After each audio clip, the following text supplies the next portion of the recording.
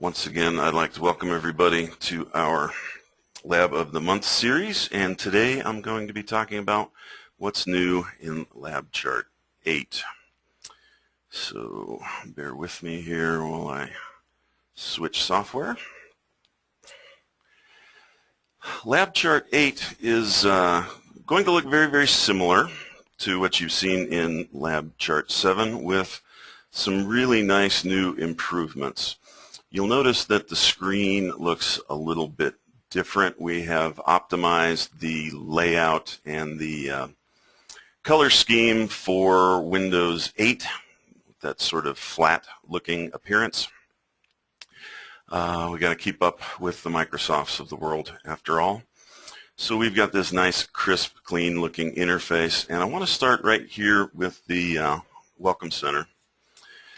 Hopefully you've seen me use the Welcome Center in some of our other webinars to store our various experiments. When you download AD Instruments content from our website and you double click on the little ADI PAK file, it will automatically install our contents into this Experiments tab, and I've also shown you how to create your own little ADI PAK files. Well, the programmers decided that that was a little bit cumbersome.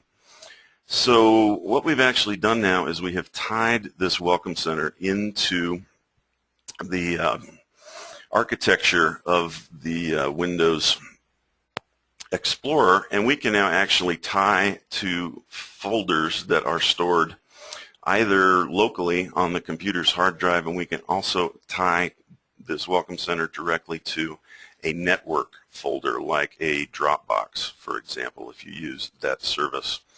So we now have this little green plus button here in the Welcome Center, and when I click on that, it will bring up the browser, and we can now browse to wherever the folder is that we would like to add to our Welcome Center. So today I'm going to attach to this folder I made here for Wes's class. If I want to attach to any of the subfolders, of course I could just pick those out. We're going to load this entire one here.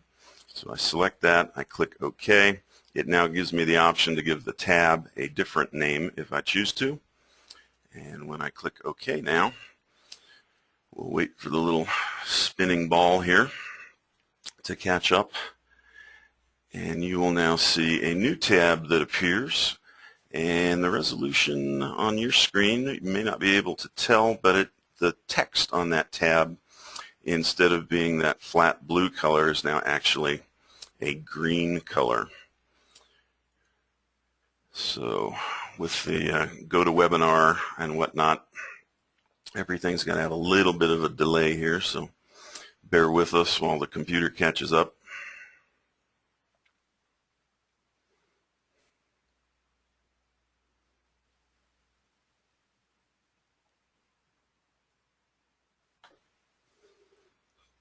Come on, Windows.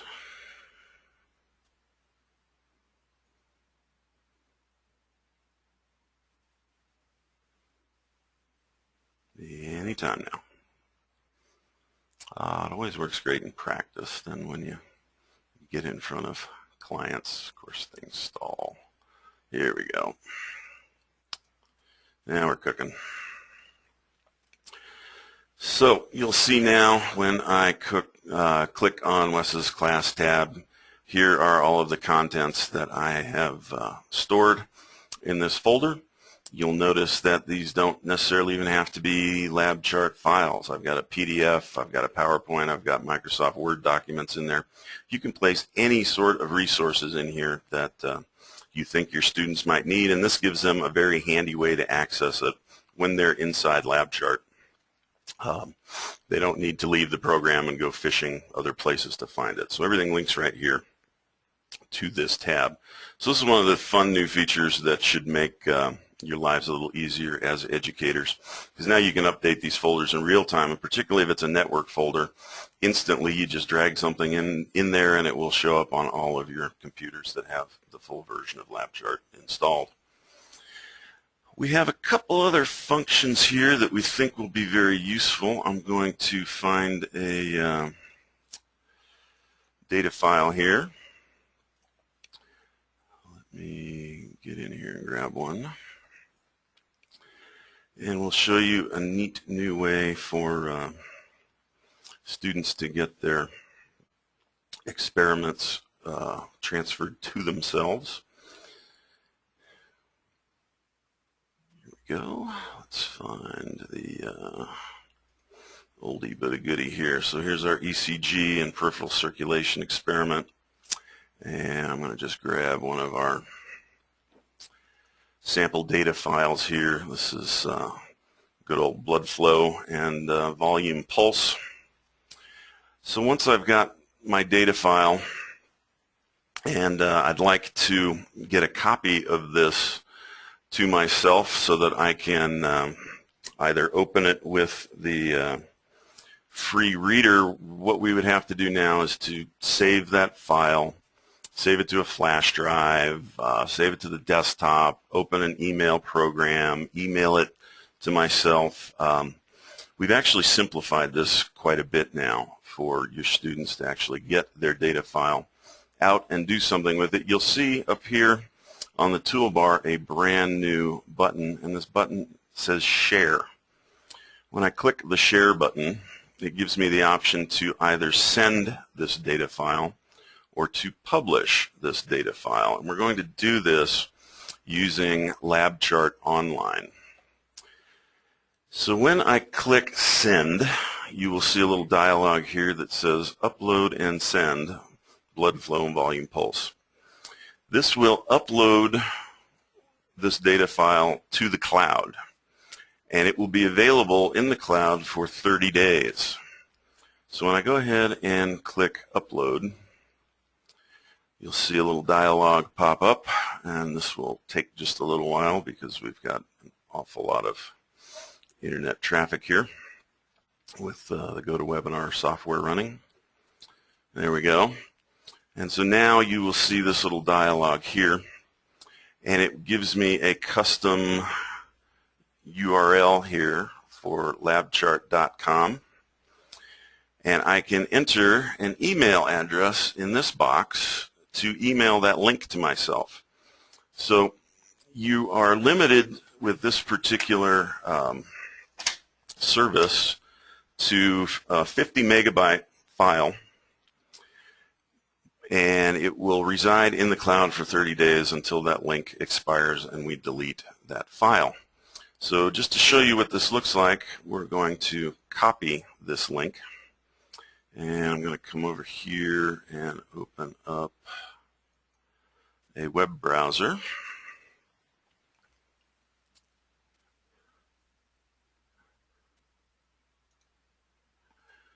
And I will paste that link in here.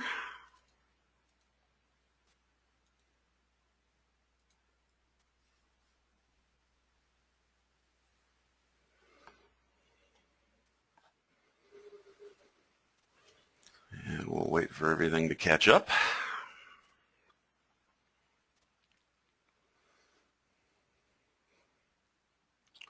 Here it comes. So you are now looking at LabChart Online, and you will notice I can actually preview that data file that I just uploaded right here in my browser window, and I have control over the scaling and the compression.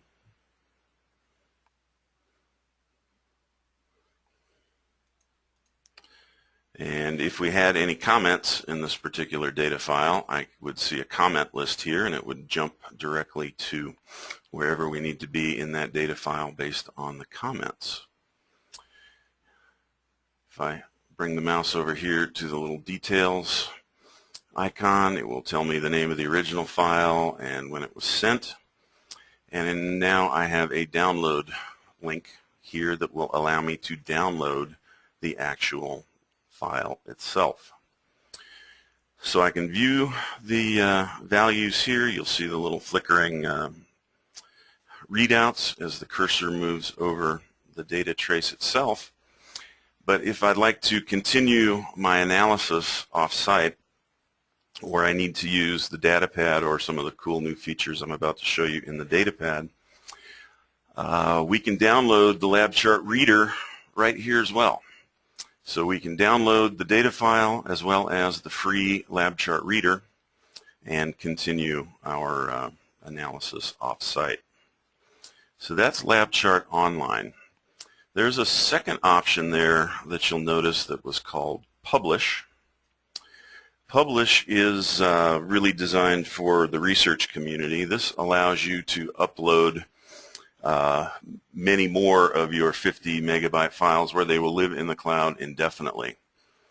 You will set up an account with LabChart Online, and you can have up to 1 gigabyte of free storage.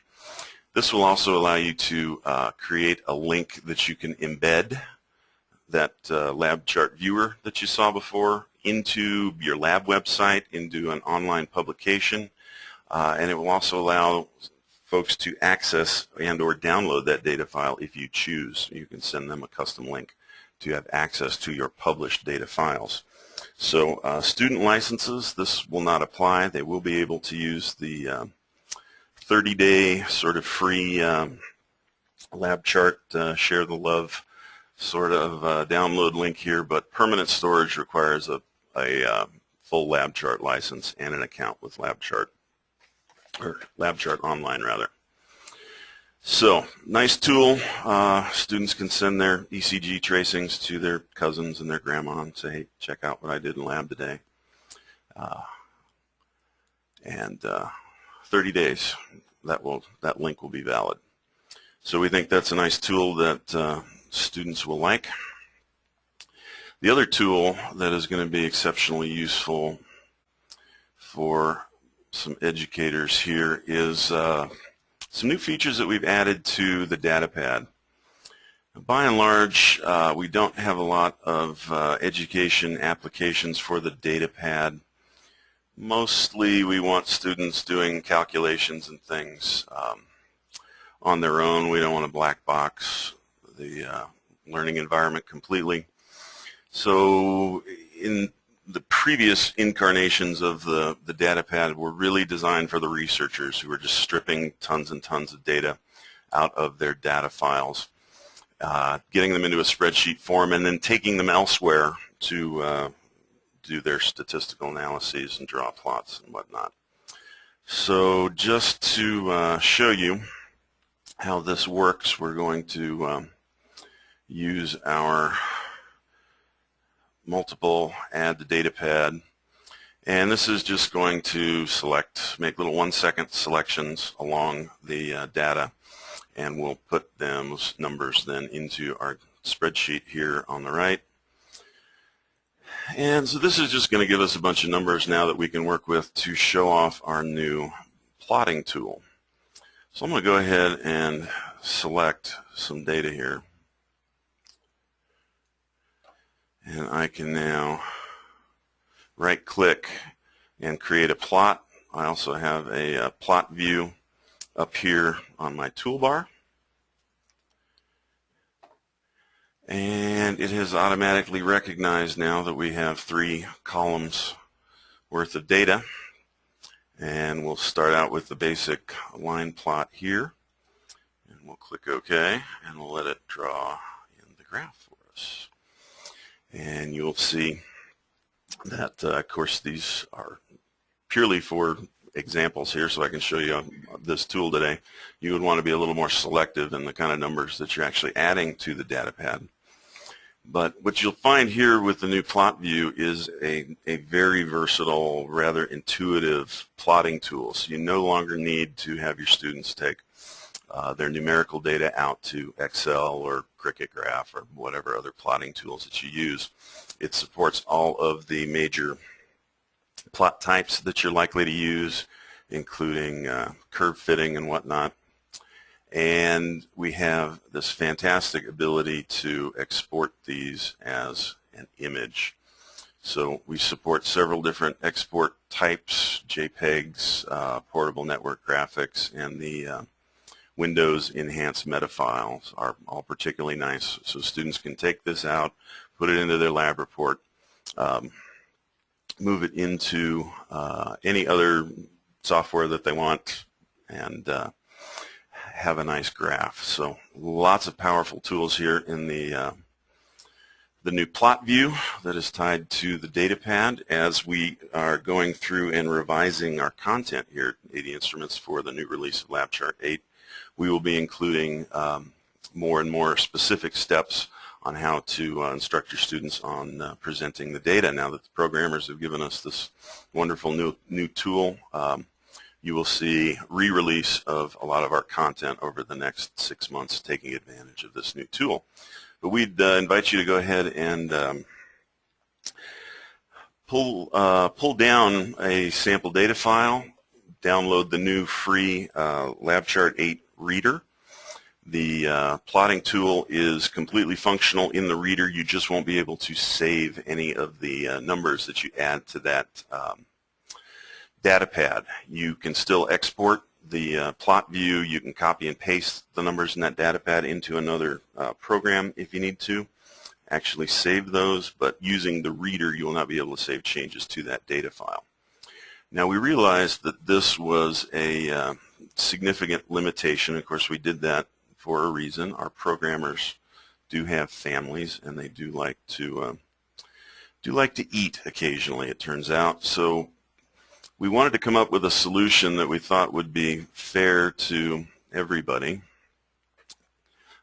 Customers that have our classroom licenses, of course you can put the full version of LabChart on all of your university-owned computers, but we also had some students who wanted to have access to all of the analysis modules and the ability to actually save changes that they make to their data after they have left class.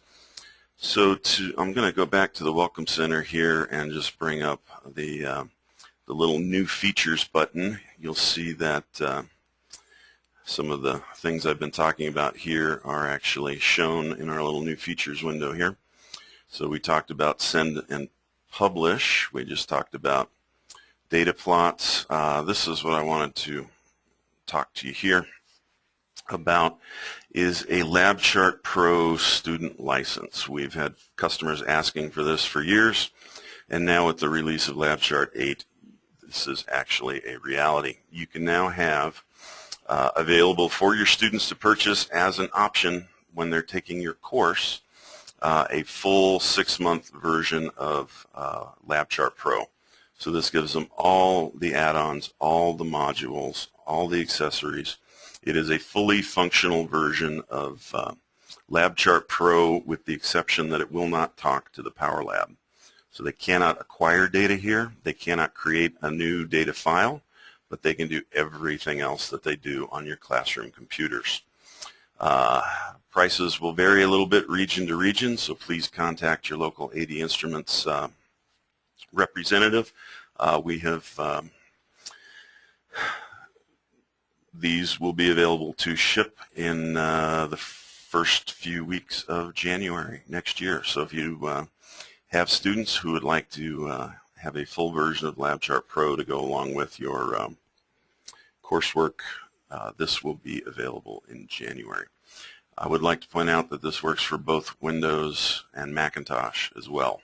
So even if you are collecting with LabChart 8 on Windows in the laboratory, this will unlock the equivalent version of that on the Macintosh.